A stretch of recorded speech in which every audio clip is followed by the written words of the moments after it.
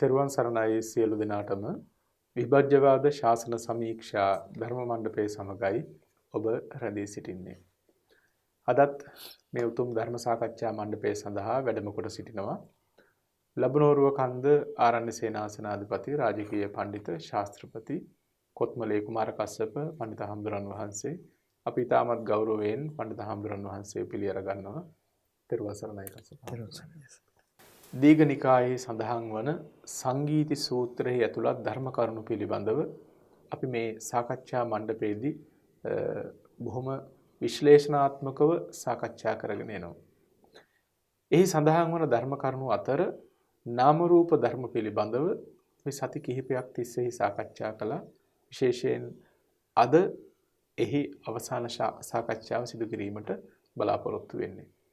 නාම රූප ධර්ම පිළිබඳව ත්‍රිපිටකයේහි විවිධ තැන්වල සඳහන් වන ධර්ම පර්යායන් ආශ්‍රය කොටගෙන ඔබේ ධම් දැනුම වර්ධනය කිරීම සඳහා ඔබේ නිවන් මඟ පසක් කර ගැනීමට පහසුවක් සැලසීම සඳහායි විශේෂයෙන් මේ සාකච්ඡා මණ්ඩපයේ අපි පවත්වාගෙන යන්නේ. ඉතින් නාම රූප පිළිබඳව සාකච්ඡා කරනකොට හරි අපූර්ව ධම් කරුණක් හම්බුණා කස්සප හාමුදුරනේ. එක්තරා දෙවියෙක් බුදුරජාණන් වහන්සේ ළඟට ඇවිල්ලා යම්කිසි ප්‍රශ්නයක් අහනවා. මේ දෙවිය අහනවා සියල්ල යටපත් වෙලා තියෙන මොකෙන්ද? කෙනෙක් සියල්ල යටපත් කොට සිටියේද? කෙමකින් වැඩියක් නැද්ද? සියල්ලෝම කිනම් එක දහමක් උගේ වසඟයට ගියාහුද කියලා අහනවා. හරි ලස්සන ප්‍රශ්නයක් මේක. මේ ප්‍රශ්නට බුදුරජාණන් වහන්සේගේ පිළිතුර වන්නේ කුමක්ද? බුදුරජාණන් වහන්සේ වදාරනවා නාමයේ සියල්ල යටපත් කොට සිටියේය. නාමයට වඩා වැඩි දෙයක් නැත. සියල්ලෝම නාම සංඛ්‍යාත එකම දහම්හුගේ වසඟයට ගියාහුය කියලා. ඇසෝ මාත්‍රේම මේ කොයිතරම් ගම්භීර ධර්ම විවරණයක්ද කියන එක ඔබට තේරුම් අරගන්නට පුළුවන් ඇති. කස්සප හාමුදුරනේ මේ සූත්‍රය වැරදි අතකට ගියොත් එහෙම විඥානවාදයට වැටෙනවා කියන එකත් පුදුමයක් එහෙම නෙමෙයි. අපි හරියට මේක විශ්ලේෂණය කරගමු. මොකක්ද මේ සියල්ලම යටපත් කරගෙන ඉන්න නාමය? නාමයට වඩා වෙන වැඩි දෙයක් නැත්තේ මොකක්ද? හැමදෙනාම නාමය කියන මේ එකම ධර්මයට වසඟ වෙලා තියෙන්නේ කොහොමද? අපි කතා කරමු. බුදුරජාණන් වහන්සේ වදාළ විවිධ ධර්ම පර්යායන් ආශ්‍රය කොටගෙන. තෙරුවන් සරණයි සියලු දෙනාටම. දේවතා සංයුක්තය අපිට දකින්නට ලැබෙන ඊටාම ලස්සන ප්‍රශ්නයක් සහ ඒ ප්‍රශ්නයට භාග්‍යතුන් වහන්සේ ලබා දුන්න ඊටාමත් විශිෂ්ටතම පිළිතුරත් සමගයි අපි මේ සාකච්ඡාව අද සිද්ධ කරන්නේ. ඒක හරිම මේ සිත් ඇද ගන්නා සුළු දහම් කරුණක්. ඒ වගේම ස්වාමීන් වහන්සේ මතක් කළා වගේම වැරදි විදිහකට කෙනෙක් යොදා ගන්නවා නම් ඒකටත් හොඳ ආයුධයක් වෙන සූත්‍රයක්. මේ නාම අනුභවි සූත්‍රය, කියන්නේ නාම සූත්‍රය කියලා කියනවා. අනුභවි කියන වචනේනොත් හඳුන්වනවා. මොකද මේ දෙවියා ප්‍රශ්නය අහන්නේ කිංසු සබ්බං අනුභවි කියන වචනයෙන් මේ කුමක්ද මේ සියල්ල යටපත් කොට පවතින්නේ කියලා. එතකොට සියල්ල කුමකින් යටපත් කොට පවතිනවාදයි කියලා අහනකොට බුදුරජාණන් වහන්සේ දේශනා කරනවා නාමං සබ්බං අනුභවි කියලා. මේ නාමය තමයි සියල්ල යටපත් කොට පවතින්නේ කියලා. කිමකින් වැඩි දෙයක් නැද්ද? මෙතනින් එහාට දෙයක් කියලා පෙන්වන්න දෙයක් නැද්ද කියලා අහනකොට ඒක මොකද්ද කියලා අහනකොට නාමය තමයි මෙතනින් වැඩි යමක් එතනින් එහාට දෙයක් පෙන්වන්නට දෙයක් ඇත්තේ නැහැ. නාමා බිහියෝන විජ්ජති කියලා කියනවා. නාමයට වඩා වැඩි දෙයක් බිහියෝ කියලා කියනවා වැඩි කියන එක. න විජ්ජතිට වඩා වැඩි දෙයක් विद्यमान වෙන්නේ නැහැ. නාමයට වඩා වැඩි දෙයක් विद्यमान වෙන්නේ නැහැ. එතකොට දැන් මේ සියලුම සත්වයෝ එක්කූම නාමය අනුව නාමයේ නැමැති ධර්මයේ වශයෙන් ගිහිල්ලා ජීවත් වෙනවා. එතකොට මේ නාමයේ වශයට ගියා කියලා කියන්නේ නාමයට ඇතුළත්ව ජීවත් වෙනවා කියන එක. නාම ධර්මතා පිළිබඳව අපි දිගින් දිගටම නිර්වචනය කරමින් කතා කළ නිසා මම හිතනවා කාටත් පොදුවේ නාම ධර්මයන් පිළිබඳව දැක්මක් ඇති කියලා. ලෝකේ සියල්ලම යටපත් කොට පවතින්නේ නාමයයි කිව්වහම ඉන්න රූපය ප්‍රතික්ෂේප කළා නෙමෙයි. රූපයන් තිබුණද නැද්ද කියන කතාවෙන් නෙමෙයි විඥානනයක් එහෙම නැතිනම් පුද්ගල ප්‍රතිබද්ධ දෙයක් ගැන කතා කරන්නට වෙන්නේ. කොතෙක් රූප ලෝකයේ තිබුණත් රූපයයි සංග්‍රහයට යන කොතෙක් දේවල් තිබුණත් ඒ සියලු රූපය රූපායතනයයි කියන ගණයට යන්නේ නැහැ. රූප කියන එක රූපායතනයයි කියන ගණයට යන්නේ නැහැ. රූපායතනය කියන දේ හැම මොහොතකම ආයතන ප්‍රතිබද්ධව පවතින දෙයක්. ඇස සමග ප්‍රතිබද්ධයි රූපය රූපායතනය එහෙම නැතිනම් වර්ණ රූපය කියන එක. ඒ වගේම සද්දායතනය අපි කිව්වොත් රූපායතනයක්මයි නමුත් සද්දායතනය කියලා අපි හඳුන්වනවා. සද්දායතනය කියනකොට සද්දායතනය කිසිම කලෙක වෙනම පවතින්නේ නැහැ කනෙන් තොරව. ගන්ධායතනය වෙනම පවතින්නේ නැහැ නාසයෙන් තොරව. එතකොට මින් අදහස් කරන අර්ථයක් තියෙනවා. ඒ තමයි ඇස නැත්තම් රූපේද නැහැ. රූපේ නැත්තම් ඇසද නැහැ කියන තැනින් වර්ණ රූපයයි හැඟීමක් වර්ණ රූපයයි පැනවීමක් ලෝකේ තියෙන ඇස තිබුණොත් ඒ වගේම මේ රූපය සහ දෙකම තිබුණොත් තමයි පැනවීම සිද්ධ කරන්නේ. ඒකට මෙන්න මේ විදිහට ඇස සහ රූපය අතර වෙන ගනුදෙනුව පිළිබඳව කතා නොකරනව නෙමෙයි. කතා කරනවා. එතනදී කතා කළාට ඒ ඇති වෙන දේ පිළිබඳව දැනගන්නට පුළුවන් කමක් නැත්තේ නැහැ. ඒ කෙරෙහි යෙදුනා වූ මානසිකාරය නැත්නම් නිමිති අනුනිමිති වශයෙන් රැස් කර ගැනීමක් නැත්නම් ඒ ධර්මයේ විශේෂයි විඥානනයක් කරන්නට එහෙනම් නැතිනම් දැනගන්න බවක් කරන්නට පුළුවන් කමක් කවදාවත් නැත්තේ නැහැ. අපි දැනගන්න බවක් සිද්ධ කරනවා නම් සිද්ධ කරන්නේ ඔසවා දෙනු ලබන අරමුණක් පිළිබඳව. එහෙම නැතිනම් යම්කිසි ආරම්මණයක් නිසා තමයි මේ සිත පවතින්නේ. එතකොට ඒ ආරම්මණය යමක එල්බීගෙන පවතිනකොට ඒ එල්බීගෙන පවතින ධර්මතා ටිකට ප්‍රධාන ලෙසම උපකාර වෙන දේ තමයි නාම ධර්මතා ටික කියලා කියන්නේ. නාම ධර්මයන්ගේ පැනවීමක් නැතුව ලෝකේහි පැනවීමක් කරන්නට පුළුවන් කමක් නැත්තේ නැහැ. නාම ධර්මතා ටිකේ පැනවීම සමගම තමයි ලෝකයේහි පැවැත්මක් ගැන පැනවීමක් ගැන කතා කරන්නට සිද්ධ වෙන්නේ. ඒ නිසා තමයි මේ සියල්ල යටපත් කොට තියනවා නම් ඒ මොකද්ද කියලා අහනකොට නාමය තමයි ලෝක සියල්ලම යටපත් කොට පවතින්නේ කියලා දේශනා කළේ. මොකද නාමය නැතිනම් කොතෙක් වුණත් රූප පිළිබඳව දැනගන්න පුළුවන් කමක් නැත්තේ නැහැ. රූපවලට පුළුවන් කමක් නැහැනේ විඥානන කෘත්‍යයක් සිද්ධ කරන්න කවදාවත්. සතර මහා ධාතුවට, පඨවි ධාතුවට, ආපෝ ධාතුවට, තේජෝ වායෝ ධාතුවන්ට පුළුවන් කමක් නැහැ දැනගන්න බව ඇති කරන්න. දැනගන්න බව ඇති කරගන්න පුළුවන්කම තියෙන්නේ ඒ අනුසාරයෙන් ඇති වූ ඒ මත පිහිටා සිටියා වූ චිත්තචෛතසික වූ නාම ධර්මතාවයන්ට. එහෙනම් ලෝකය ඇසුරු කරනවා කියලා අපි කිව්වට ඒ ලෝකය ඇසුරු කිරීම සිද්ධ කරන්නේ නාම ධර්මතා ටික හරහා. ඒ නිසා මුළු ලෝකය යටපත් කොට පවතිනවා නම් යටපත් කොට පවතින්නේ නාම ධර්මතා ටික හරහා. එතකොට නාම ධර්මතා වලට වඩා වැඩියෙන් ලෝකෙ වෙන මොකක්වත් ඇත්තේ නැහැ. ලෝකේ නාම ධර්මතා වලට වැඩියෙන් රූප තියෙනවනේ කියලා කියන්න පුළුවන් කමක් නැහැ. මොකද තියෙන රූප දැනගන්නේ මොකෙන්ද? තියෙන රූප දැනගන්න වෙන ආයතන ඇත්තේ නැහැ. තියෙන රූප දැනගන්නවා කියලා කියනවා නම් ඒක නාම ධර්මතා ටිකකින් තමයි සිද්ධ කරලා දෙන්නේ. ඒ නිසා එතනින් වැඩි කිසිම දෙයක් ඇත්තේ නැහැ නාමයට වඩා වැඩි දෙයක්. අපි රූපය කියලා දැනගන්න එකත් නාමයක්නේ. විඥානය කියන්නේ නාම ධර්මයක්. නාම ධර්මයක්. එතකොට රූපය කියලා දැනගන්න බවත් නිකම්ම නාමයක් බවට ගිහිල්ලා තියෙනවා. ඒ වගේම ලෝකේ මේ සියල්ලෝම කිනම් දහමක වසඟයටද ගියේ කියලා අහනකොට උත්තර දෙන්නෙත් මේ නාම සංඛ්‍යාත එකම දහමගේ වසඟයට ගියා කියලා. නාමස්ස ඒක ධම්මස්ස සබ්බේව වස මන්වගු. එතකොට එක්කූම නාම ධර්මයාගේ වශයට තමයි මේ ලෝකයේ වශයට ගිහිල්ලා තියෙන්නේ. එතකොට මේ සියල්ලම එකම නාම ධර්මතාවයේ ඔස්සේ සංග්‍රහ කොට පනවන්නට පුළුවන්කම තියෙනවා. ඒ සංග්‍රහ කොට පෙන්වන්නේ රූපයේහි අභාවිත බව නෙමෙයි. මේ ධර්මයේ තුල රූපය අභාවිතයට ගිහිල්ලා කියන එක තුල නෙමෙයි ඒක පෙන්වන්නේ. රූපය තිබුණද රූපය පිළිබඳව ප්‍රකට කර ගැනීම කියන දේ සිද්ධ වෙන්නේ නාමය පැත්තෙන් වන නිසා. ශබ්දය කියන දේ පිළිබඳවද ප්‍රකට කර ගැනීම සිද්ධ වෙන්නේ නාමය පැත්තෙන් වෙන නිසා. ඒ නිසා මේ නාමය තමයි ලෝකයේ සියල්ලම අණුව යනවා නම් අණුව ගිහිල්ලා තියෙන්නේ. අපි හිතුවට අපි ලෝකය ඇසුරු කරනවා කියලා ඔබ දරුවා කියලා ඇසුරු කළාට අපි දන්නේ නැහැ අපි නාම ධර්මතා ටිකක් තමයි ඇසුරු කරන්න කියලා. gedara කියලා ඔබ ඇසුරු කළාට ඔබ gedara තියනවා කියලා හිතන එක නාම ධර්මතා ටිකක් කියලා දන්නේ නැහැ. අපි මුළු ලෝකය විශ්වය පිළිබඳව කතා කළත් මේ ඔක්කොම මේ හටගන්න නාම ධර්මතා ටිකක් පිළිබඳව දන්නේ නැහැ. දන්නේ නැතිකම නිසා අපි හිතනවා මේ වස්තු එළියේ තියෙන නිසා තමයි අපි මේව පරිභෝග කරන්න කියලා. ඔබට පිටුපස ඔබ තියනවා කියලා හිතාගෙන ඉන්නවා.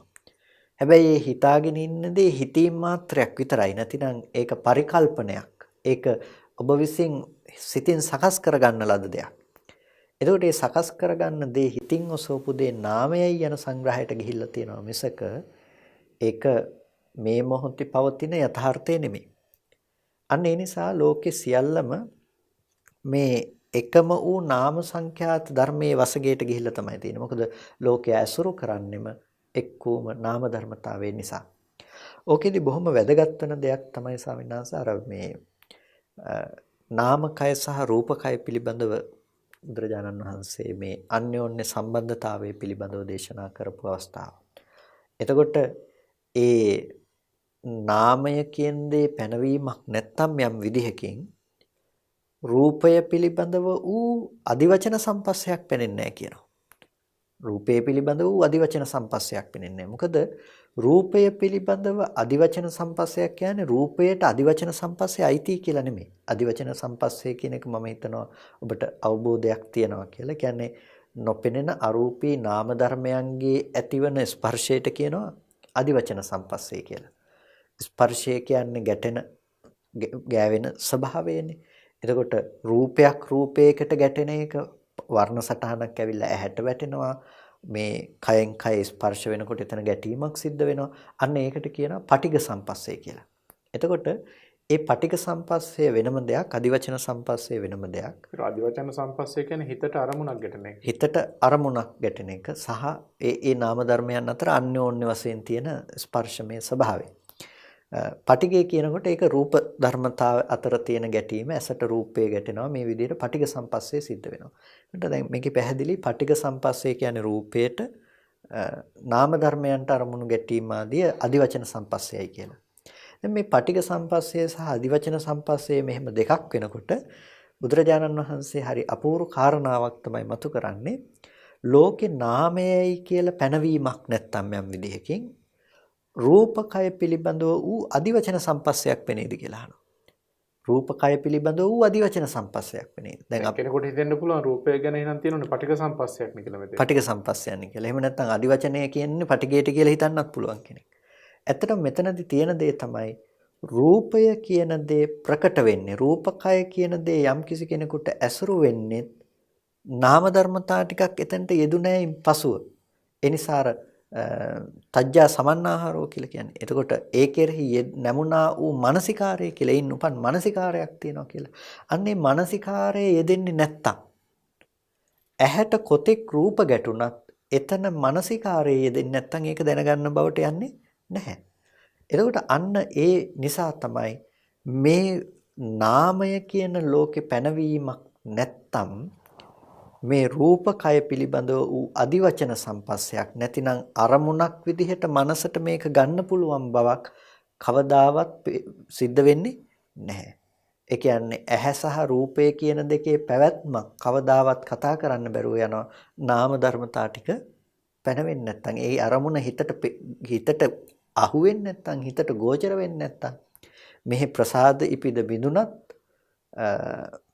කිසිම විදිහකින් ඒක දැනගැනීමකට යන්නේ නැහැ.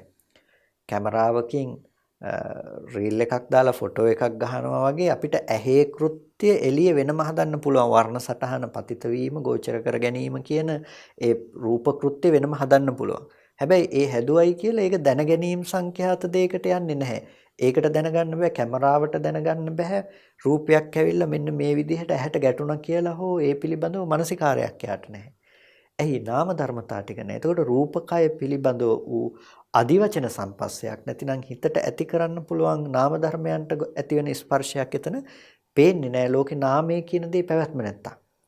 අන්න ඒ නිසා තමයි මේ නාම ධර්මයේ තියෙන විශේෂත්වය තමයි ඇස කන නාසය දිව ශරීරය කියලා අපි කොච්චර කතා කළත් ඒ සියලුම ධර්මයන්ගේ ප්‍රධානම දේ විඳීම කියන දේ ඇති කරලීම නාමයට අදාළ දෙයක්. එතකොට අර කියන්නේ සියලුම රූපයන් මනෝවිඤ්ඤාණ ධාතුවෙන් විඤ්ඤාය වෙනවනේ. ඒ වගේ සියලුම ධර්මය මනෝවිඤ්ඤාණ ධාතුවෙන් විඤ්ඤාය වෙන ධර්මය. මනෝවිඤ්ඤාණ ධාතුවෙන් තමයි මේ ධර්මය දැන ගැනීමකට ලක් වෙන්නේ. එතකොට ඒ ඔක්කොම එහෙනම් ලෝකය කියලා ඇසුරු වෙන තැන මනෝවිඤ්ඤාණ මට්ටමකින් අපි දැනගන්න දෙයක් නැත්නම් අපි චක්කු විඤ්ඤාණ, සෝත විඤ්ඤාණ, ගාහන විඤ්ඤාණ, જીවහා විඤ්ඤාණ, කාය විඤ්ඤාණ, මනෝ විඤ්ඤාණයි කියලා මේ විඤ්ඤාණය නම් කළත් එකම විඥානන ස්වභාවයනේ. ඒක රූපයක් නෙමෙයිනේ. ඒක නාම ධර්මයක්. එතකොට ඒ නාම ධර්මයේ තමයි මේ මුළු ලෝකෙම දකින්න පුළුවන් හැම දෙයක්ම අපිට උපද්දලා තියෙන්නේ නාමය අනුව ගිහිල්ලා. අහන්න පුළුවන් හැම දෙයක්ම උපද්දලා තියෙන නාමය අනුව ගිහිල්ලා. විඳින්න පුළුවන් හැම දෙයක්ම අපිට හදලා දීලා තියෙන හිතන්න පුළුවන් හැම දෙයක්ම හදලා දීලා තියෙන්නේ නාමය අනුව ගිහිල්ලා. එතකොට ඒ නාමය කියන දෙයට තනියම ඒක පුළුවන් වුණාද කියලා හිතන්න යනකොට තමයි අපිට අර රූපේ පැවැත්ම කියන දේ අපිට කතා කරන්න වෙන්නේ. හැබැයි රූපේ පැවැත්ම කතා කරාට ඒ විදිහට ප්‍රධාන ලෙසම මෙතනදී නාමය තමයි මූලික කරගෙන කතා කරන්නේ. මොකද රූපය කියන දේ මොහොතට හටගෙන මොහොතට නිරුද්ධ වෙන දෙයක්. හැබැයි මුළු ලෝකයම නාමයේ වසඟයට ගිහිල්ලා කියන්නේ ඔබට අතීතේ නිරුද්ධ වෙච්ච දේත් දැන් නාම ධර්මතා ටිකකින් ඇසුරු කරන්න පුළුවන්. අනාගතයට නොපෙමුණා වූ දේත් ඔබට දැන් නාම ධර්මතා ටිකක් විසින් ඇසුරු කරන්නට පුළුවන්. එතකොට අතීතේ ජීවත් වෙච්ච කෙනා දැන් මේ ජීවත් වෙනවා. දැන් ජීවත් වෙන කෙනා අනාගතයට ජීවත් වෙනවා කියන ඒ දැකීම ඔබගේ මේ නාම ධර්මතා ටිකේ වශයට යෑම නිසා පවතිනවා. දැන් මේ ත්‍රිකාලික පැවැත්ම අපිට හම්බ වෙනකොට අපිට අතීතෙදී වැරදිච්ච තැන්, හරි ගියපු තැන්, විඳපු දේවල් ඒ අනුව අපේ අනාගතයට අපි හදාගන්නේ කොහොමද කියන දේ අපිට ඇති වෙනවා. අන්න එතකොට අපිට වර්තමානයේ අපේ සාමාන්‍ය ජීවිතය ලැබෙනවා. දැන් අර දුක් වේදනා අපි ලෝකේ දුකයි කියලා හඳුනන දේවල් අයින් කරලා ලෝකේ අපි සැපයි කියලා හිතාගෙන දේවල් ලබා ගැනීම සඳහා අපි වෙහෙසවන්නට වෙන අපේ ජීවිතයේ පැවැත්ම නිකම්ම දැන් අපිට හම්බ වෙනවා. ඒතකොට දැන් මේ ප්‍රධානම දේ මොකද්ද? අර තුන් කාලයේම අපිට ඇසුරු කරන්න පුළුවන් දෙයක් විදිහට ගෙනල්ලා දෙන නාම ධර්මතාවය තමයි මේ හැම දෙයකටම මූලික උනේ. ඒ නිසා තමයි මේ සියල්ලම නාමයේ තමයි යටපත් කරගෙන ඉන්නේ. නාමයට වඩා වැඩි දෙයක් මෙතන ඇත්තේ නැහැ. නාමස්ස ඒක ධම්මස්ස එක්කෝම මේ නාම ධර්මයට තමයි සබ්බේව වසමන්ව ගියු. මේ ලෝකේ සියල්ලම අනුව ගිහිල්ලා පවතින්නේ අන්න ඒ එකම ඌ නාම ධර්මයයි කියලා බුදුරජාණන් වහන්සේ මේ දෙවියට පිළිතුරු දෙන්නේ. එතකොට දෙවියට මේ පිළිතුර අංග සම්පූර්ණ පිළිතුරක්. මොකද එතනින් එහාට දෙයක් නාම ධර්මයන්ගෙන් එහාට දෙයක් ඔහුට හෝ ලෝකෙ කිසිම කෙනෙකුට කතා කරන්න පුළුවන් කමක් නැති නිසා. අපි ලෝකය ඇසුරු කරනකොට අපිට හිතෙන් අපි ගෙවල් දොරවල් ඇසුරු කරනවා, මේ ශරීරය ආශ්‍රය කරගෙන ඉන්නවා. එහෙම නැත්නම් අපේ දූ දරුවෝ මේ ලෝකේ අපි ආශ්‍රය කරනවා කියලා අදහසක් තියෙනවා. මේ රූප ධර්ම තමයි මේවත් එක්ක තමයි අපි ඉන්නේ කියලා හිතනවා. නමුත් මේ තුල මනස කොයිතරම් ප්‍රධාන වෙලා තියෙනවද? මනස මේ සියල්ල වසඟ කොටගෙන තියෙනවද කියන එක ඔබට තේරුම් අරගන්නට ඉතාමත්ම හොඳ අවස්ථාවක් හැටියට ඒ හඳුන්වන්නට පුළුවන්කම තියෙනවා. විශේෂයෙන් ඔබ දැනගන්නට ඕන රූපය කියනකොට රූපය කවදාවත් කර්මයක් නෙවෙයි කස්සපාදනේ. රූපය සමග කෙලෙස් නැහැ. රූපය සමග සංයෝජන ධර්ම නැහැ. නමුත් ඒ සියල්ලට රූපය යම් ආකාරයකින් ප්‍රත්‍ය වෙලා තියෙනවා. ප්‍රත්‍ය වූ පමණින් එය දෘෂ්ටිය හෝ කර්මය හෝ වශයෙන් තේරුම් අරගන්න එක වරදක්. ඒ නිසාමනේ බුදුරජාණන් වහන්සේ මේ ශාසනය තුල තියෙන්නේ රූපාදී කාම ගුණ හැටියට පෙන්වන්නේ කස්සපාදනේ. කාමය කියලා පෙන්වන්නේ සංකල්ප වශයෙන් හටගන්න තෘෂ්ණාව. කාමයේ වශයෙන් හඳුන්වන්නේ සංකල්පයේ වශයෙන් හටගන්න තෘෂ්ණාවනේ.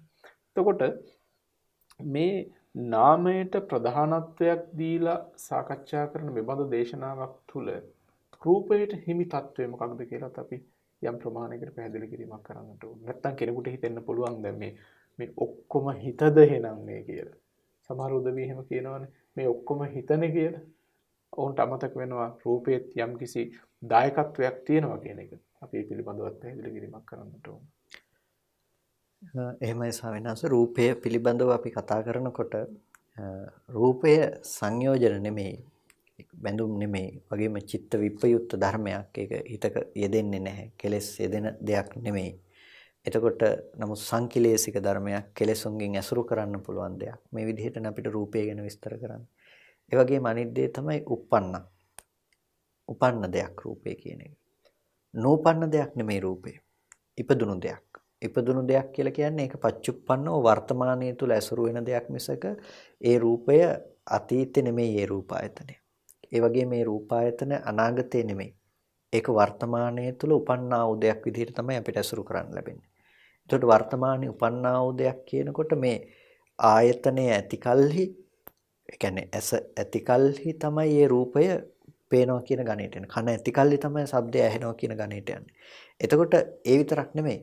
uppannං චහි විඥානේහි විඤ්ඤය. උපන්න දෙයක් වගේම මේ චහි විඥානේහි විඤ්ඤය. මේ විඥාන හයෙන් විඤ්ඤය වෙන දෙයක්. එතකොට ඒ රූපය කියන එක චක්කුසෝත ගාන ජීවහ කාය මන කියන විඥානයන්ගේ විඤ්ඤය වෙන ධර්මයක්. එතකොට මේ විඥානයන් යෙදෙන තැනකදී තමයි මේ ධර්මයේ ඉපදුණු ධර්මයක් විදිහට අපිට හම්බ වෙන්නේ පච්චුප්පන්න ධර්මයක් විදිහට. එතකොට ඒකෙදි කියන්නේ නැහැ රූපය මහා භූත රූපය අතීතයේ තිබුණ රූපේ වර්තමානයේ ඇසුරු වෙනවායි කියලා. ඒකෙන් කියන්නේ අනාගතයට ඇසුරු වෙනවායි කියලා. අර සාමාන්‍ය රූපය අපි 11 සැදෑරුම් කොට කතා කරනවානේ අතීත අනාගත වර්තමාන ආදී රූප තියෙනවායි කියලා. ඒ කියන්නේ රූපය ලෝකේ අපි ඇසුරු කරන අපේ මානසික මට්ටම තුළ රූපය අපිට දකින්න පුළුවන් 11 විදියක් ගැන. ඒකෙන් කියන්නේ ඒ රූපය අතීත වුණ රූපය දැන් තියෙනවා ඒ රූප දැන් බලන්න පුළුවන් කියලා නෙමෙයි. අනාගතයට රූප තියෙනවා ඒ රූප දැන් බලන්න පුළුවන් කියලා නෙමෙයි. රූපේහි ස්වභාවය තමයි uppannං චෛ විඥානේහි විඤ්ඤයං ඉපදුණු ධර්මයක් මේ විඥාන හයෙන් දත යුතු වූ ධර්මයක්. එතකොට මේ විදිහට පවතින රූපය පිළිබඳව අපි කතා කරනවා. ඒ රූපයේහි මූලිකම ලක්ෂණය තමයි ඒ රූපය හටගෙන නිරුද්ධ වෙන අහුත්වා සම්භූතං හුත්වා න භවිස්සති කියන මේ ලක්ෂණය පවතින දෙයක්. ඒ කියන්නේ නොවි හටගත්ත වී නොපවතින්නේය කියන ගතිය තියෙන එක. දැන් වර්තමානයේ ඇති වෙලා අනාගතයට ඒක තියෙන්නේ නැහැ කියන එක. එතකොට නොවි හටගත්ත කියන එකෙන් අර අතීත ඉඳලා තිබුණ දෙයක් කියන එකට තියෙන හේතුව නැති කරලා තියෙනවා. වී නොවන්නේය කියන එකෙන් දැන් වර්තමානයේ වෙලා අනාගතයට හට ගන්නවා කියන එක ඉවත් කරලා දාලා තියෙනවා. එතකොට මෙන්න මේ විදිහට රූපේ පිළිබඳව අපි කතා කරනවා. හැබැයි මේ රූපේ පිළිබඳව කොතෙක් කතා කළත් අපිට ඒ රූපය දැන් අර සත්පුද්ගල සංයුත්තය තුල අතීතය හෝ අනාගතය අනුව අපිට කතා කරන්න බැරිකම නිසා ඒ රූපය පිළිබඳව දැන ගැනීම කියන දේ ඇති කරන්නේ නාම ධර්මතා ටික අනුව ගිහිල්ලා නිසා තමයි මේ සූත්‍රයේදී නාමයේ මුල් කොටගෙන පවතින්නේ. හැබැයි ඒකයි කියලා මේ සියල්ලම හිත පිළිබඳ වූවක් කියලා කියන්න පුළුවන් කමක් නැත්තේ නැහැ. මොකද යම් කිසි විදිහකින් සතර මහා ධාතුවයි කියන දේ පැනවීමක් නොවුනා නම් ලෝකයේ තුල රූපේහි පැනවීමක් සියලු ආකාරයෙන් රූපය කියලා පැනවීමක් නොවුනා නම් එහෙම වුණා නම් නාමකය පිළිබඳව වූ පටිඝ සම්පස්සේ පෙනෙන්නේ නැහැ කියලා බුදුරජාණන් වහන්සේ දේශනා කරනවා. දැන් අපි ඉස්සෙල්ලා කතා කළේ රූපකය පිළිබඳ වූ අදිවචන සම්පස්සේනේ. ලෝකේ රූපය කියලා දෙයක් පැනවීමක් නැත්තම් ඒ රූපය කියලා දෙයක් පැනවීමක් නැති කලෙහි නාම ධර්මයේ පිළිබඳව නාමකය පිළිබඳව වූ පටිඝ සම්පස්සයක් පෙනේද කියලා අහනවා. පටිඝ සම්පස්සයක් පෙනෙන්නේ නැහැ.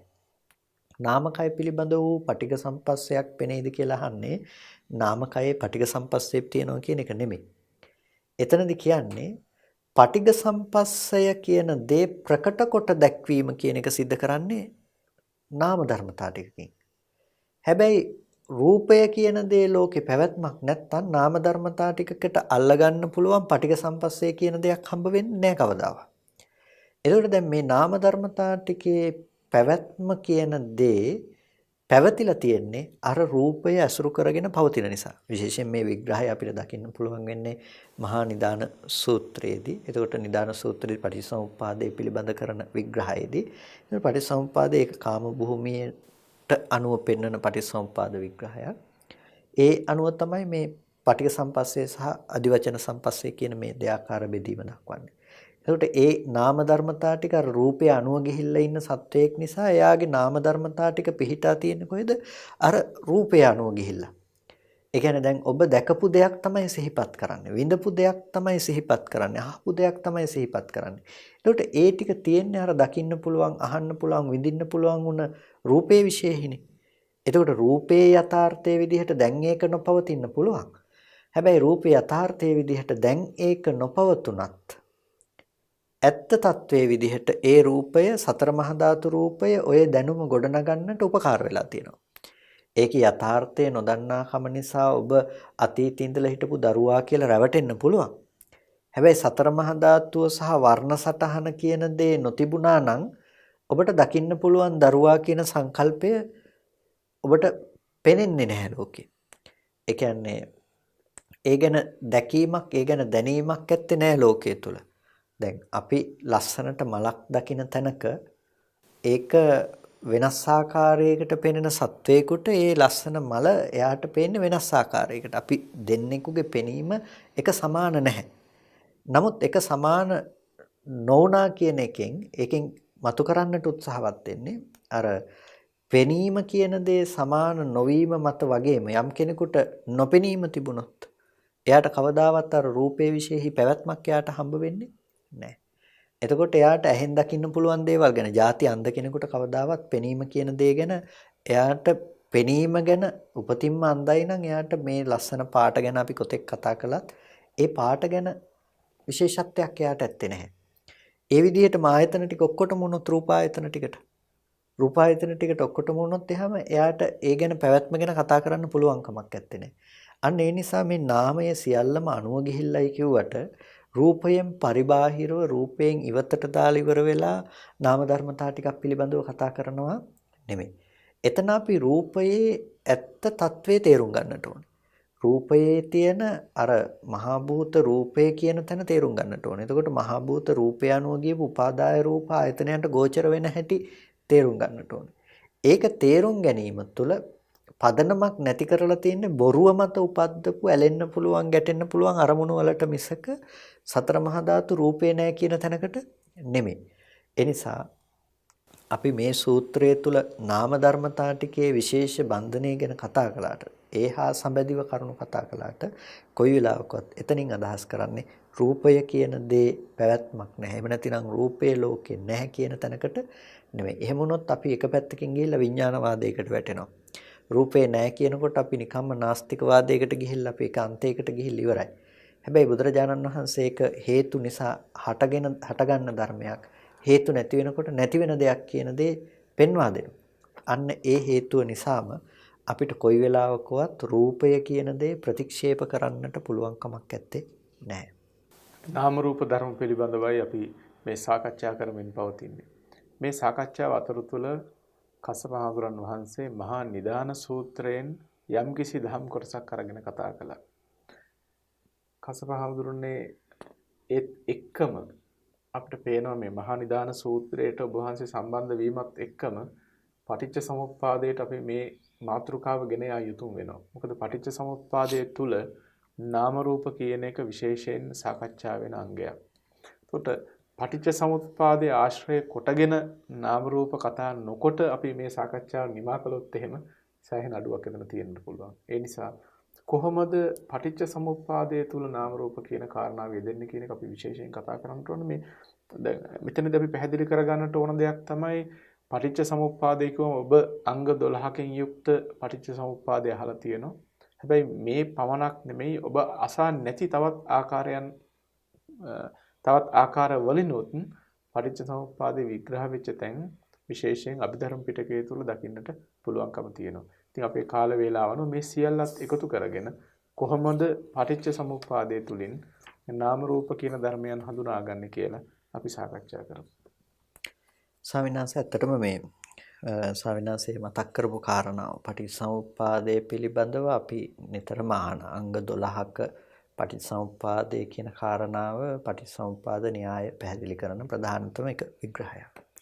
දැන් ඔබට මතක ඇති අපි පසුගිය සතිය තුල කතා කළා මේ නාම රූප සූත්‍රය කියලා සූත්‍රයක්. ඒකෙදි අපි සංයෝජනීය ධර්මයන් පිළිබඳව ආස්වාදානුව බැසගෙන පවතිනකොට නැවත නැවත බලනකොට නාම රූපයන්ගේ බැස ගැනීම වෙනවා. නාම රූපයන්ගේ බැස ගැනීම තියෙනකොට එතනදී මේ ඒ නාම රූප ප්‍රත්‍යයෙන් ආයතන හට ගන්නවා කියලා කිව්වා. ආයතනයන්ගේ හට ගැනීම නිසා දුක් රැසේ හට ගැනීම වෙනවා කියලා. දැන් මේ පටිච්චසමුප්පාදේ කතා කරපු එක න්‍යායක්. මෙතනදී අවිද්‍යාව, සංඛාර, විඥාන, නාම රූප, සලආයතන, පස්ස, වේදනා මේ කිසිම කතාවක් නැතුව ප්‍රධාන කාරණා අරගෙන නාම රූප ගත්ත, සලආයතන ගත්ත. ඊට පස්සේ මේ හුදු දුක් රැසේ හට ගැනීමක් වෙන බව කරුණු පැහැදිලි කළා.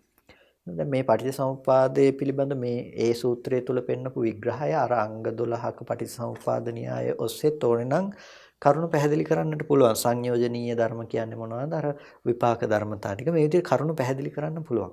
ඒකෙන් කියන්නේ මෙතන වැරදි එතන හරි කියන එක නෙමෙයි. අපි ඒ වෙලාවේදී කතා කරන න්‍යාය තේරුම් ගන්නට අවශ්‍යයි කියන එක. ඒ වගේ පටිච්චසමුප්පාදයේ තුල කතා කරන න්‍යාය රාශියක් තියෙනවා. අපි දැක්ක පහුගිය කාලයේ පුරාවට මේ නොයෙකුත් අධර්ම මතවාදයන් තුල ඉඳලා බුද්ධඝෝෂ තෙරුන් වහන්සේට පවා ඊටමත් නිර්දය ලෙස පහර ගසනවා. මේ අර පටිච්චසමුප්පාදය ගැන කියන්නට ගිහිල්ලා මහා සාගරයකට වැටුණ කෙනෙක් වගේ බුද්ධඝෝෂ තෙරුන් වහන්සේ කියලා උදාහරණයක් කියපු කතාව අරගෙන එහෙම කතාවකින් බොහොම චෝදනාවක් ඉදිරිපත් කරනවා. උන්වහන්සේ කෙදී බුද්ධඝෝෂ තෙරුන් වහන්සේ මේ දේශනා කරන්නේ නැහැ කොතනකදීවත් මේ මට මේක කරන්න බැරිම දෙයක් කියන එක දේශනා කරන්නේ නැහැ. යටත් පිරිසෙන් බුද්ධඝෝෂ තෙරුන් වහන්සේ එහි සඳහන් කළේ කුමක්ද කියන එකවත් මනාකොට තේරුම් අරගෙන නෙමෙයි ඒ චෝදනාව කරන්නේ. ඒ චෝදනාව කරන්නේ. අර ඔකට කියන්නේ ව්‍යංජන ඡායාව දිහා බලලා තමන්ගේ අදහස මතු කිරීම සඳහා දරන උත්සාහයක් හැටියට. ඇත්තට මේ කාරණාව ඒ පොතෙන් කියවනකොට තේරුම් ගන්න තියෙන එකම දෙයයි බුද්ධඝෝෂ තෙරුන් වහන්සේ සතුව තිබුණු මහා ප්‍රඥාව කොච්චරද කියන එක. ඒ ප්‍රඥාව වැඩි වෙන තරමට පටිච්චසමුප්පාදයේ වැනි ඊටමත් ගැඹුරු ධර්මකාරණාවක පෙනෙන න්‍යායන් ඊටමත් විශාලයි. දැන් කිසිවක් ගැඹුරු අවබෝධයක් නැති සාමාන්‍ය කෙනෙකුගෙන් අපි අහුවොත් පටිච්චසමුප්පාදය කියලා මම හිතන්නේ එදා මහාන වෙන සාමණේරයන් වහන්සේ නමකුත් දන්නවා. අවිජ්ජා පත්‍ය සංඛාරා මෙන්න මේක තමයි පටිච්චසමුප්පාදය කියලා. හැබැයි ඒ පටිච්චසමුප්පාදය එසේ දැනගත්ත අයයි කියලා ඔහු පරිපූර්ණ පටිච්චසමුප්පාදයේ දත්තෙකු නෙවෙයි. ඒක පටිච්චසමුප්පාදය අනුව ඒ ඇතිවෙන ප්‍රභේද වඩාත්ම විස්තර කරන්නට යනකොට ඒකට හසල නුවණක් තිබුණොත් පේනවා පටිච්චසමුප්පාදයේ අනන්ත න්‍යාය තියෙන. ඊටමත් පැහැදිලි කරන්නට පුළුවන් ගොඩාක් ආකාර තියෙන ධර්මයක් විදිහට පේනවා. ඉතින් ඒක දැක්කහම ඇත්තටම බුද්ධඝෝෂ තෙරුන් වහන්සේ ප්‍රකාශනය දැක්කහම හිතෙන්නේ බුද්ධඝෝෂ තෙරුන් වහන්සේගේ ප්‍රඥාව මොනතරම්ද මේක හරියට මේ මහා සාගරයක් වගේ මේ පටිච්චසමුප්පාදය කියන ධර්මයේ දකින්න. දැන් මේ වචනය අහගෙන සමහරට කියන්න පුළුවන් එතමෙක් එතකොට ආනන්ද හාමුදුරුවන්ට පටිච්චසමුප්පාදයේ සරලයි වගේ තේරුනේ උන්වහන්සේට මේ ගැන තේරුමක් නැති නිසාද කියලා. ඉතින් ඒ වගේ බොළඳ අදහසකට නෙමෙයි මෙහිදී අපි මේ ගෙන යාමට බලාපොරොත්තු වෙන්නේ. ධර්මයේ පිළිබඳව විශිෂ්ට නුවණ ඇත්තෝ ප්‍රකාශ කරන එක් ආකාරයන් තියෙනවා. ඒ ආකාරයන් මනාකොට තේරුම් අරගෙනයි අපේ එය ලොවට පැහැදිලි කළ යුත්තේ. නොයසේව තමන්ගේ අදහස හොවා දැක්වීම සඳහා නෙමෙයි. ඒක විශේෂයෙන්ම දැන් ආනන්ද තෙරුන් වහන්සේ මහා නිදාන සූත්‍රයට පාදක වෙන විදිහට දැන් උත්තානකුත්තානකෝ විඤ්ඤායති කියලා දැන් මේක භාග්‍යතුන් වහන්සේ මේ පටිච්චසමුප්පාදේ ඊටාම නොගැඹුරුවක් ලෙස මට වැටහෙනවා මේ පේනවා. එතකොට ඇතැම් වෙලාවකට තෙරුන් වහන්සේලා ප්‍රශ්න විමසන්නේ තමන් වහන්සේට තියෙන ප්‍රශ්නේ නෙමෙයි. ලෝකයට ඇති වෙන්න පුළුවන් ප්‍රශ්න, ඇති වෙලා තියෙන ප්‍රශ්න. එහෙම දේවල් විමසපු අවස්ථා අපිට සූත්‍ර පිටකයේ තුල ලැබෙනවා. මහා පුන්නමා සූත්‍රයේදී ඒ වික්ෂුන් වහන්සේ විමසන්නේ එතන හිටපු ශිෂ්‍යයන්ට තිබුණු ප්‍රශ්න සමුදාය තමයි විමසන්නේ. එතකොට ඒ වගේ දැන් අනික් කෙනෙකුට තියෙන ප්‍රශ්නේ නිකන් නොදන්න කෙනෙක් වගේ තමන්ගේ ප්‍රශ්නේ වගේ අහනවා. මෙහෙම වෙන්න පුළුවන්ද? මෙහෙම හිතෙනවනේ. එතකොට බුදුරජාණන් වහන්සේ ඒකට පිළිතුරු ලබා දෙනවා. ඒකත් සූත්‍රයන් තුල අපිට දකින්න තියෙන එක න්‍යායක්. කෙසේ වෙතත් දැන් ඒ බුදුරජාණන් වහන්සේ මේ අවස්ථාවේදී පවා දේශනා කරන්නේ මාහේවං ආනන්ද එහෙම කියන්නට එපා කියලා තමයි ආනන්ද තෙරුන් වහන්සේටත් දේශනා කරන්නේ. එන පටිච්චසමුප්පාද સિદ્ધාන්තයේ තරම් ගැඹුරු විශේෂයකට බැස ගන්න දෙයක් හැටියට තමයි අපිට එකෙන් දකින්නට තියෙන. බුද්ධඝෝෂ තෙරුන් වහන්සේගේ ප්‍රකාශනය කිසිම විදිහකින් බොරුවක් නෙමෙයි. ඒ තරම් උන්වහන්සේගේ ප්‍රඥාවත් බොහොම විශේෂිත වූ ප්‍රඥාවක් හැටියට. එතකොට පටිච්චසමුප්පාද ධර්ම න්‍යාය ඔස්සේ අපි විමසීමට භාජනය කළොත් අපිට දකින්න පුළුවන්කම තියෙනවා මේ නාම රූප විග්‍රහය අවස්ථා කීපයකදීම.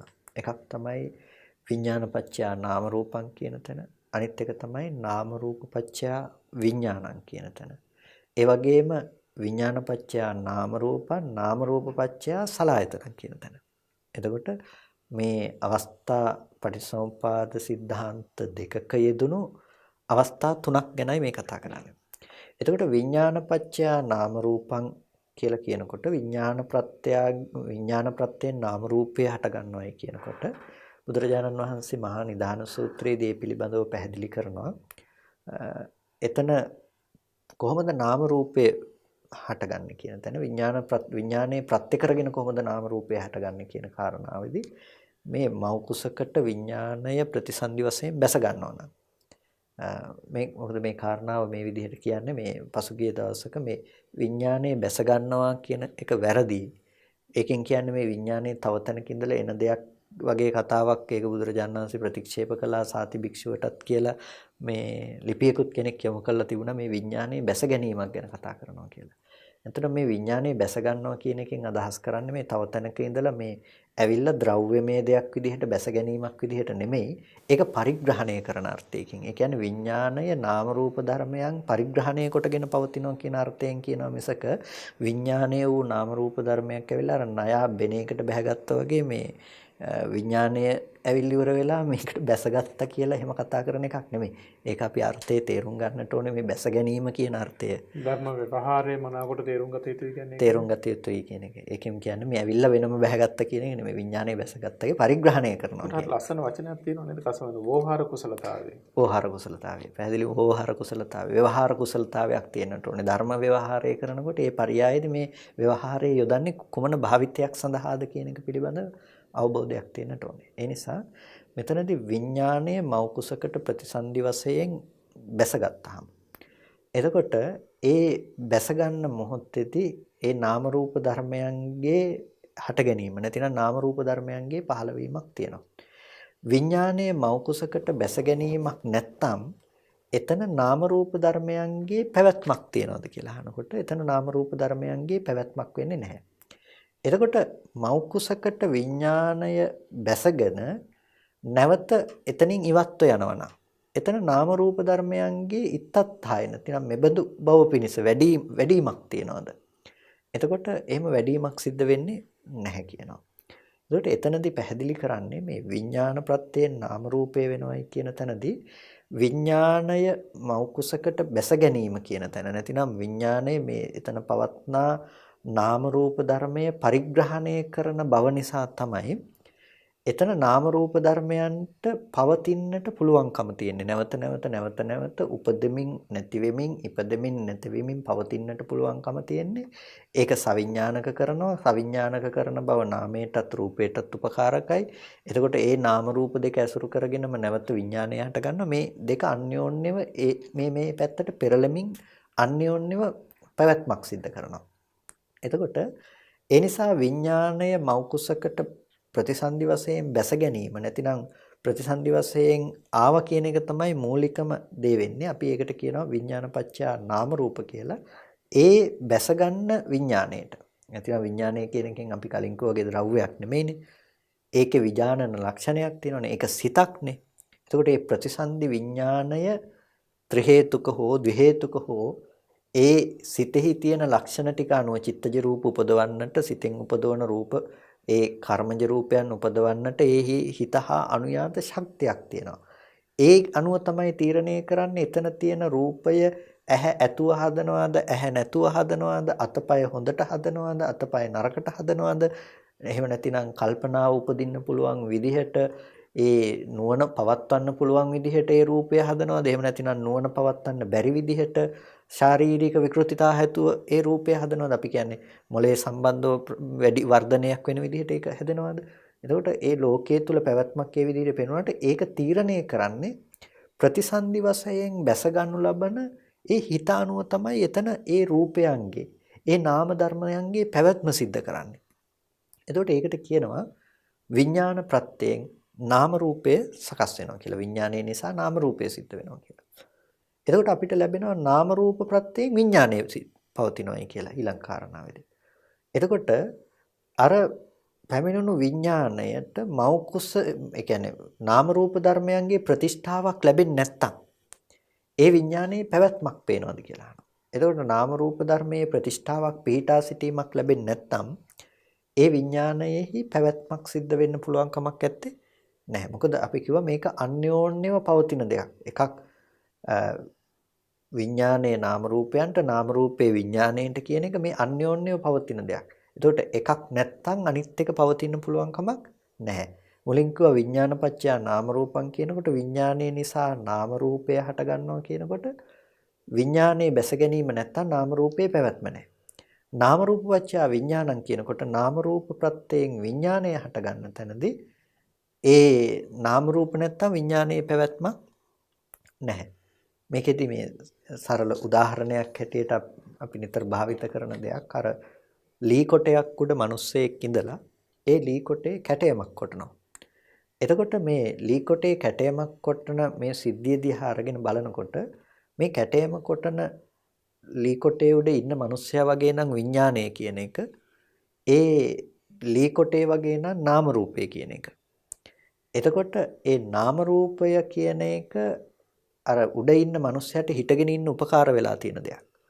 ඒ වගේ අර ලී කොටේ උඩ ඉන්න මිනිස්සයාට මේ පිටා සිටින උපකාර වුණා වගේම නාම රූපේ නැමැති ලී කොටේ විඥානයේ නැමැති මේ අර උඩ ඉන්න මිනිස්සයාට පිටා සිටින්නට උපකාර වුණ දෙයක් බවට පත් වෙලා තියෙනවා.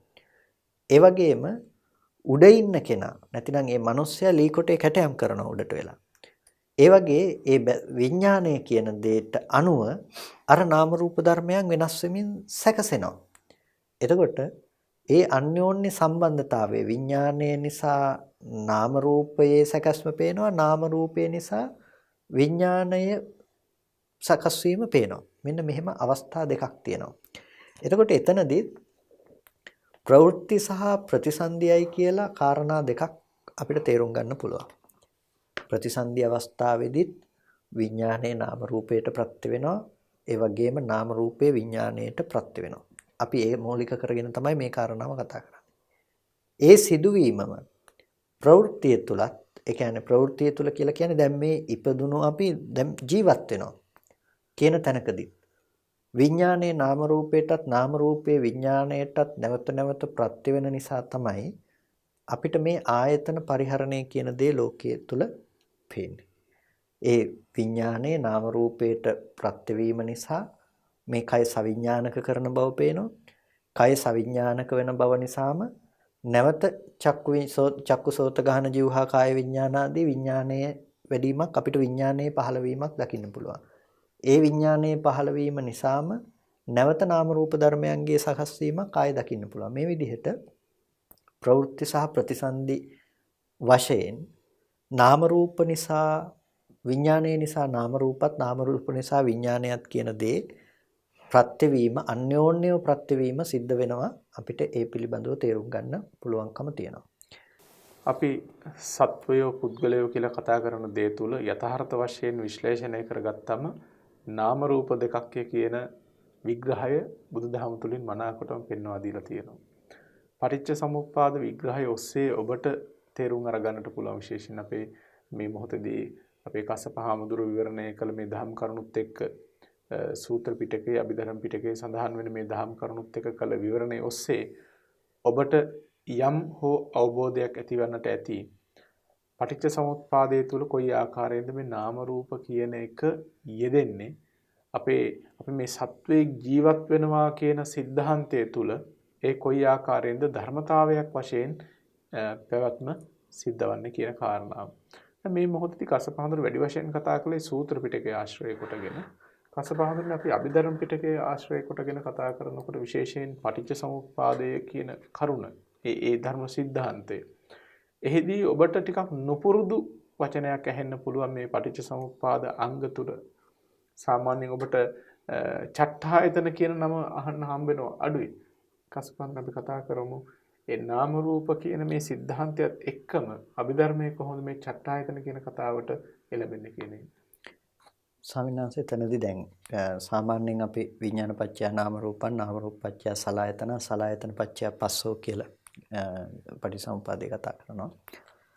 මේ අභිධර්ම පරයය තුල කතා කරනවා විඥානපච්චය නාම රූපං නාම රූපපච්චය සලආයතනං චට්ඨායතන පච්චය පස්සෝ කියලා. එතකොට දැන් මෙතනදී පළවෙනි එක තමයි විඥානපච්චය නාම රූපං. විඥාන ප්‍රත්‍යයෙන් නාම රූප වෙනවා. ඊළඟ එක තමයි නාම රූපපච්චය සලආයතන. ඊට පස්සේ සලආයතන පච්චය පස්සෝ නොකිය. සලආයතන පච්චය චට්ඨායතන නොකිය. චට්ඨායතන පච්චය පස්සෝ කියලා කෙලින්ම චට්ඨායතන නිසා ස්පර්ශය කියන තැනින් යොදනවා. මෙතනදී මේ පළවෙනිම දේ තමයි අපි මුල ඉඳලම කතා කළොත් විඥානපච්චය නාම රූපං කියන්නේ මොකද්ද? විඥාන ප්‍රත්‍යයෙන් නාම රූපය කියන්නේ මොකද්ද? එතකොට එතන විඥාන ප්‍රත්‍යයෙන් නාම රූප වෙනවා කියනකොට එතන නාමයක් තියෙනවා රූපයක් තියෙනවා.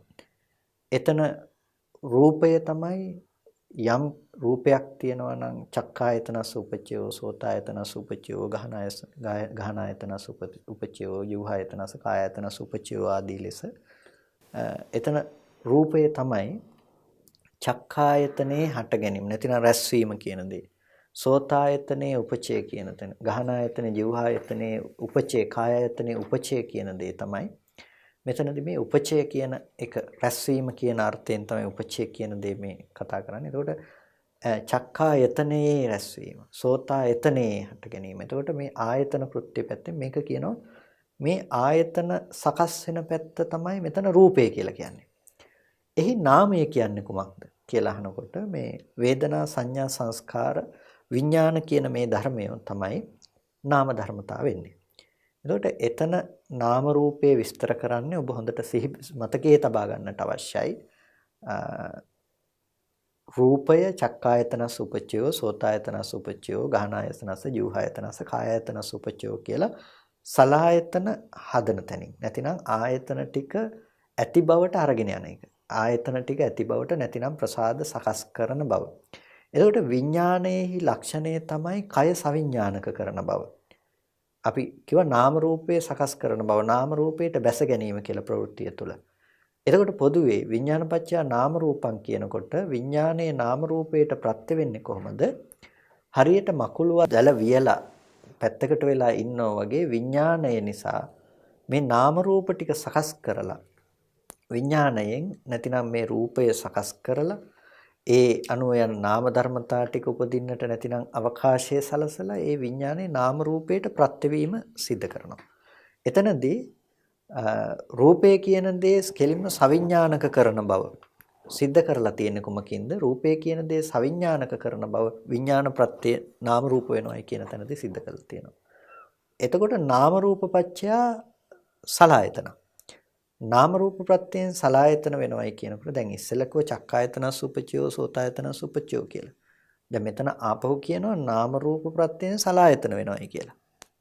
එතකොට එතන නාම රූප ප්‍රත්‍යයෙන් සලආයතන වෙනවයි කියනකොට සලආයතන පිළිබඳ විග්‍රහ නොකොට නැවත විග්‍රහ කරනවා එතන රූපය කියන්නේ මොකද්ද නාමය කියන්නේ මොකද්ද කියලා. දැන් මේ පටලවා නොගත යුතු තැනක් මුලින් කියනවා නාම රූප විඥානපච්චය නාම රූපං කියනකොට ඒ නාම රූප විස්තර කරපු හැටි තමයි අපි කිව්වේ ආයතන ඇති බවට හදන බව රූපය වේදනා සංඥා සංස්කාර කියන ධර්මතා ටික නාමයයි කියලා. නමුත් නාම රූපපච්චය සලආයතනං කියනකොට එතන නාමය සහ එතන විග්‍රහ කරන රූපය අර කලින් විග්‍රහ කරපු අර ආයතන විග්‍රහ කරන විදිහ නෙමෙයි. යං රූපං නිස්සාය මනෝවිඤ්ඤාණ ධාතු වත්තති තං රූපං යම් රූපයක් ඇසුරු කරගෙන මනෝවිඤ්ඤාණ ධාතුව පවතිනවා නම් අන්න ඒ රූපය තමයි එතන නාම රූප ප්‍රත්‍යයෙන් සලආයතනයි කියන තැනදී ඇති කරගන්න රූපය. ඒ වගේම මෙතන නාම ධර්මතා ටික වේදනා සංඥා සංස්කාර කියන ධර්මතා ටික. එතකොට නාම රූප ප්‍රත්‍යයෙන් ආයතන හදනවයි කියන තැනදී විඥාණය යම් රූපයක් ඇසුරු කරගෙන පවතිනවා නම් අන්න ඒ රූපය යම් රූපයක් නිසා විඥානය පවතිනවා නම් ඒ රූපය. දැන් එතනදී ඒ ඇසුරු කරගත්ත රූපේ විඥානයේ යම් රූපයක් ඇසුරු කරගත්තයින් පසුව තමයි ආයතන කෘත්‍ය සිද්ධ කරන බව තියෙන්නේ. ඒ සලආයතන කියන දේ හදලා දෙන්නේ. එතකොට එතනදී පැහැදිලි ලෙසම අපිට අර්ථයක් ගන්න පුළුවන්කම තියෙනවා ස්වාමීන් වහන්සේ. මේ යම් කිසි හිතකින් අපි චක්කුව වස්තුව කරගෙන චක්කුව කියන වස්තුව පැත්තට යොමු වුණාට පස්සේ මනෝවිඤ්ඤාණ ධාතුව පවතින්නේ මේ චක්කුව නැමැති වස්තුව පැත්ත දිහා බලාගෙන. ඒ පැත්තට නැඹුරු වෙලා. එතකොට ඒ නිසා තමයි මේ විඤ්ඤාණ ධාතුවේ පැවැත්ම පේන්නේ.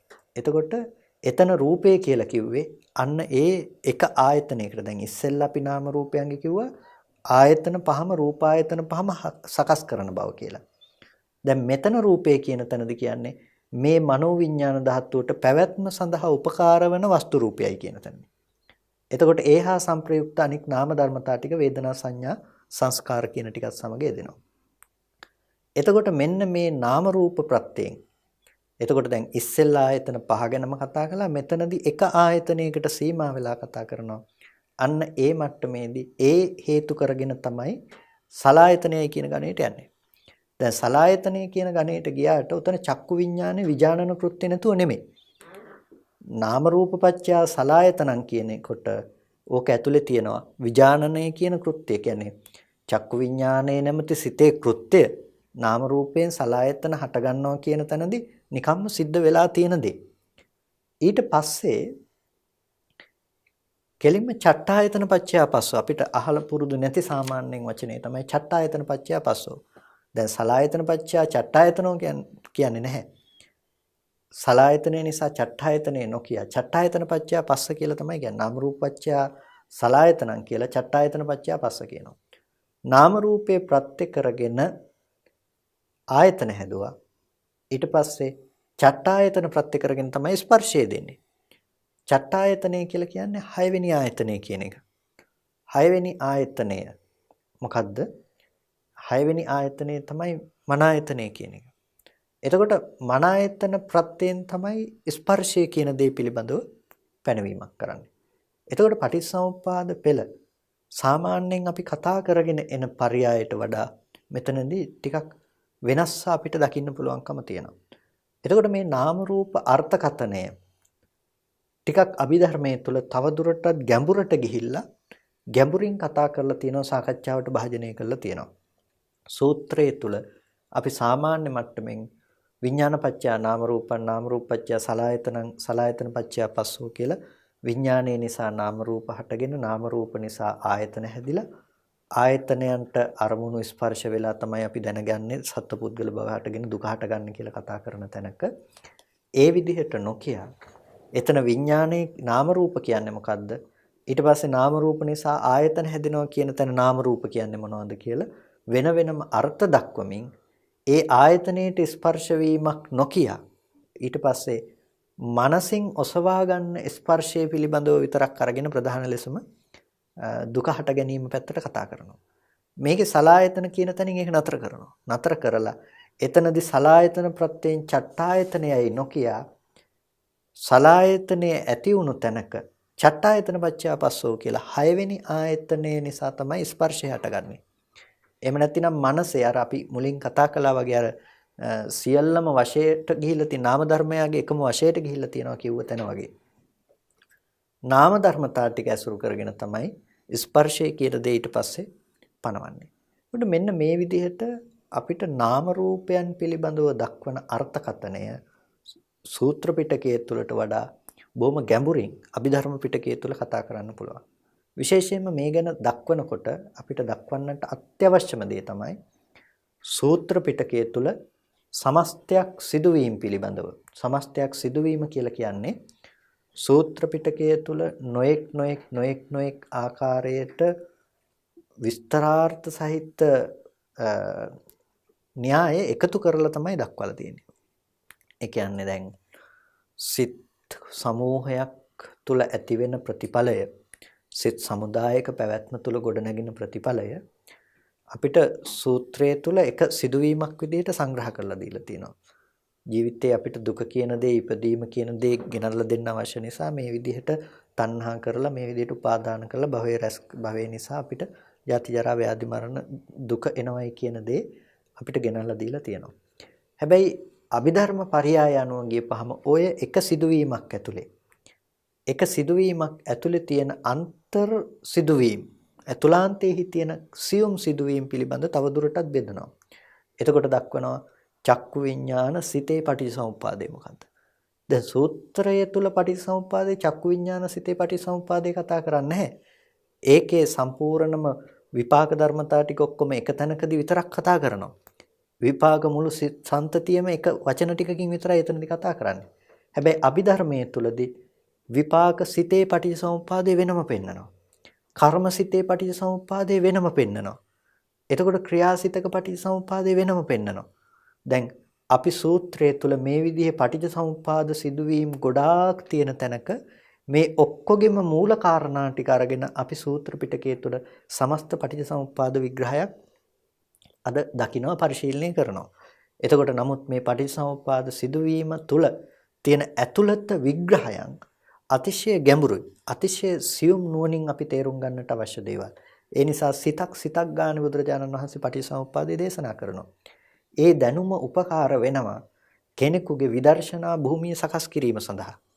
මොකද අද සමස්ත සිදුවීම තුල තියෙන සිදුවීම විතරක් නෙමෙයි මේකේ තියෙන ඇත්ත. ඒක හරියට අපි දෙයක් පිටින් බලලා බාහිරින් තීරණය කරනවා වගේ දෙයක්. වාහනයක් දිහා බලලා වාහනේ දිහා බලන කෙනෙක් එළියෙන් බලලා ඒක තීරණය කරනවා. ඔහු දන්නේ නැහැ ඒක ඇතුළත තියෙන දේවල් කොහොමද ක්‍රියාත්මක වෙන්නේ කියලා. එතකොට යම් කිසි කෙනෙක් ඇතුළත තියෙන ක්‍රියාත්මක වීම පිළිබඳව අවබෝධයක් තියෙනවා නම් බාහිර පෙනුම ඔහුට කොහොමත් පේනවා. ඒ පේනකොට එයා බොහොම ඉක්මනට ඔහුගේ ගමන බොහොම පහසුවෙන් යන්න පුළුවන්කම තියෙනවා. බාහිර බලලා විතරක් අල්ලගන්න කෙනෙකුට ලේසි වෙන්නේ නැහැ ඒක යන්න. අර අභ්‍යන්තර දැනුම අනිවාර්යෙන් අවශ්‍යයි. ඒ නිසා තමයි සූත්‍රයේ තුල තියෙන දැනුමත් අභිධර්මයේ තුල තියෙන දැනුමත් පටිච්චසමුප්පාදයේ පිළිබඳව මේ තැන් දෙකේදීම තියෙන විග්‍රහය කෙනෙකුට නිවන් දැකීමේදී උපකාර වෙන්නේ. මොකද කෙනෙක් අහනවා සූත්‍ර පිටකේ පටිච්චසමුප්පාදේ විතරක් බලලා නිවන් දකින්න බෑද කියලා.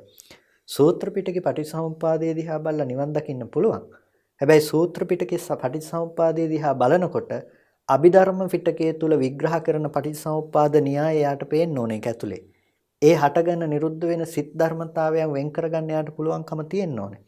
ඒ අවබෝධය එයාට තිබුණොත් එයාට නිවන් දකින්න පුළුවන්. හැබැයි අපි කියයි සූත්‍රයක් බලලා නිවන් දැක්ක කියලා නෑ. අභිධර්මයේ තුල විග්‍රහ වෙන විග්‍රහ ටිකේ අවබෝධය සමගම තමයි යා නිවන් දැකලා තියෙන්නේ. ඒක හරියට වාහනේ පිටින් බලලා තීරණය නොකර ඇතුළාන්තයේ පිළිබඳවත් අවබෝධයක් ඇති කෙනෙකු විසින් නිවැරදි වාහනේ තෝරගෙන ගමනක් යනවා වගේ දෙයක්. ඒ නිසා සූත්‍ර පිටකයේ තුල තියෙන පටිච්චසමුප්පාදයට හිත තියලා අභිධර්මයේ තුල තියෙන පටිච්චසමුප්පාද විග්‍රහයට අපි පයින් නොගැසිය යුතු වෙනවා. ඒක ඉවත් නොකළ යුතු වෙනවා. මොකද ඒ විග්‍රහය සහ මේ විග්‍රහ දෙකක් නෙමෙයි.